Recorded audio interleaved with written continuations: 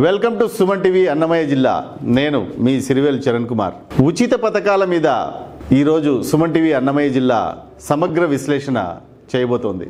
ఉచిత పథకాలను ప్రకటిస్తున్న ప్రభుత్వాలను, పార్టీలను, ఆ పార్టీ పెద్దలను ఉద్దేశించి ఈ వీడియో చేస్తున్నాను.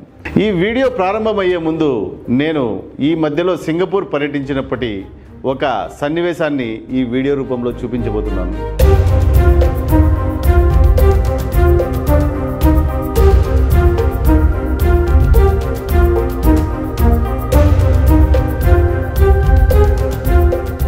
ఈ వీడియోలో ఉన్న 77 సంవత్సరాల వయసున్న ఆమె రాత్రి 1 గంట సమయంలో రెస్టారెంట్లో వెయిటర్గా పనిచేస్తూ కనబడింది.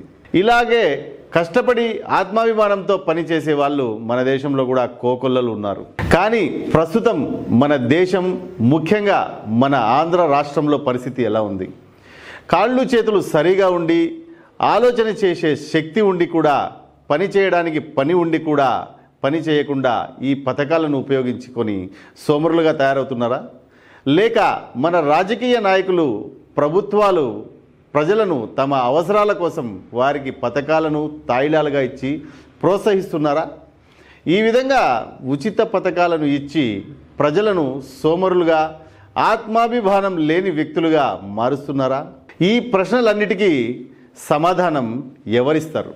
నా ఈ వీడియో ఉద్దేశం అర్హులైన వారిని మాత్రమే గుర్తించి వారికి మాత్రమే పథకాలు అందేలా, మిగతా ప్రజలకు అతి ముఖ్యమైన విద్య, వైద్యం, మిగతా మౌలిక వసతులు కల్పించి ప్రతి ఒక్కరికి వారి యొక్క అర్హత మేరకు ఉద్యోగాలు ఖచ్చితంగా వచ్చేలా వాగ్దానం చేయాలి. అంతేగాని అన్ని అవయవాలు బాగా పనిచేస్తూ ఉండి తినడానికి ప్రతి నెల మోడీ గారు ఇచ్చే బియ్యం కోసం, తన బిడ్డను చదివించుకునే ఆదాయం తన దగ్గర ఉన్నా జగన్ ప్రభుత్వం ఇచ్చే అమ్మఒడి కోసమో అర్రులు చాచేవారిని ఏరేయాలి. అప్పుడే ప్రభుత్వానికి ఖర్చు తగ్గి మిగతా మౌలిక వసతులపై దృష్టి పెట్టవచ్చు.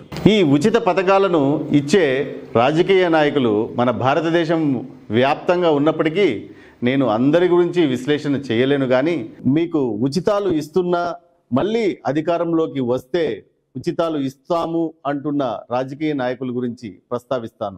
ఇందులో మొట్టమొదటి వ్యక్తి మన రాష్ట్ర ముఖ్యమంత్రి వర్యులు వైఎస్ జగన్మోహన్ రెడ్డి గారు. ఎవరైనా ఒక వ్యక్తి ఒక పోలీస్ స్టేషన్కి ఒక్కరోజు వెళ్ళొస్తేనే తన ఆత్మస్థైర్యం దెబ్బతింటుంది. కానీ 16 నెలలు తనను జైల్లో పెట్టినా, ఎన్ని ఇబ్బందులు పడినా బయటకు రెట్టించిన ఆత్మవిశ్వాసంతో బయటకు వచ్చి ప్రజలలో తిరిగి దెబ్బకు సీఎం పదవి కొట్టారు. ఆయన ఆత్మస్థైర్యం ముందు ఎవరైనా దిగదుడిపే. ఇక మనము ఇంకొకరి పేరు చెప్పుకోవాలి. టీడీపీ జాతీయ అధ్యక్షులు నారా చంద్రబాబు నాయుడు గారు 74 ఏళ్ల వయసులో కోల్పోయిన అధికారాన్ని మళ్ళీ పొందడానికి, పార్టీని మళ్ళీ అధికారంలోనికి తీసుకురావడానికి 74 ఏళ్ల వయసులో ఆయన పడుతున్న కష్టాన్ని చూస్తే చూడముచ్చటేస్తుంది. ఈ 74 ఏళ్ల వయసులో మనలో ఎంతమంది పనిచేస్తున్నాం, ఎంతమంది కష్టపడుతున్నాం ఒకసారి ఆలోచన చేయండి. ఇక మనం ముఖ్యంగా ఒక వ్యక్తి పేరు చెప్పుకోవాలి. ఆయనే కొణిదెల పవన్ కళ్యాణ్. 2 చోట్ల పోటీ చేసి 2 చోట్ల ఓడింపబడ్డాడు. అయినా కూడా ఓడిన తరువాత 5 నుంచి 6 రోజుల్లో మళ్ళీ బయటకు వచ్చి ప్రజల మధ్యలో తిరిగి ప్రజల సమస్యలను పరిష్కరించడానికి, తన పార్టీని పటిష్టం చేసుకోవడానికి కష్టపడుతున్నాడు.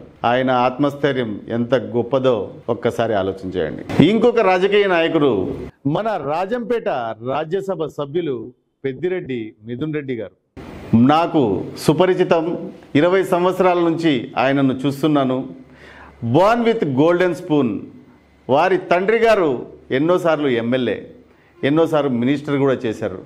కానీ ఎప్పుడు కూడా ఆయన తన సొంత లాభం చూసుకొని కానీ, తన ఫ్యామిలీని ఎప్పుడైనా విహారయాత్రకు తీసుకెళ్ళి తిరిగినట్లు కానీ మేము ఎప్పుడూ చూడలేదు. ఇప్పుడు ఆయన వయసు దాదాపు 46 నుంచి 47 సంవత్సరాలు ఉండొచ్చు. కానీ 20 సంవత్సరాల నుంచి ఆయన రాజకీయాలలో ప్రజల మధ్యలో తిరుగుతున్నాడు. ప్రస్తుతం ఆయన కెపాసిటీ ఢిల్లీ టు గల్లీ రాజకీయాలను శాసించే ఒక మహాశక్తిగా ఎదుగుతున్నారు.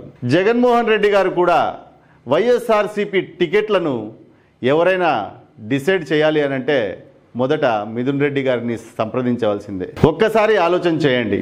ఆయన అనుకుంటే తన జీవితాన్ని ఎంత అందంగా అనుభవించి ఉండవచ్చు. కానీ ప్రజల మధ్యలోనే ఉండి కష్టపడుతున్నారు. పార్టీని పటిష్టం చేయడానికి ఎల్లవేళలా కృషి చేస్తున్నారు. అసాధ్యాలను సుసాధ్యం చేయగలిగిన సత్తా ఉన్న మీలాంటి నాయకుల నుండి ఉచితాలు కాదు సార్, ఉన్నతంగా బ్రతకడానికి ఉపాధి కోరుకుంటున్నాము.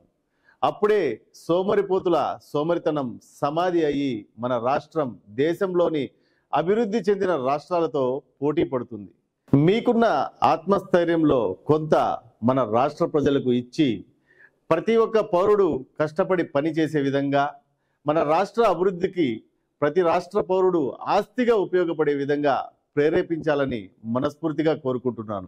నేను ఇప్పుడు ఉదాహరణగా చూపించిన మన ముఖ్య రాజకీయ నేతల వలె ఆత్మస్థైర్యంతో, ఆత్మవిశ్వాసంతో మరియు ముఖ్యంగా ఆత్మాభిమానంతో జీవించాలని, వారి వారి ఉద్యోగాలలో వృత్తులలో ఉచితాలకు ఆశపడకుండా వారి వారి ఉద్యోగాలలో వృత్తులలో అభివృద్ధి సాధిస్తూ మన దేశ రాష్ట్ర పురోగతిలో భాగస్వామ్యులు అవ్వాలని మనస్ఫూర్తిగా కోరుకుంటూ మరొక ఇంట్రెస్టింగ్ టాపిక్తో మళ్ళీ కలుసుకుందాం. మీ సిరివేలు చరణ్.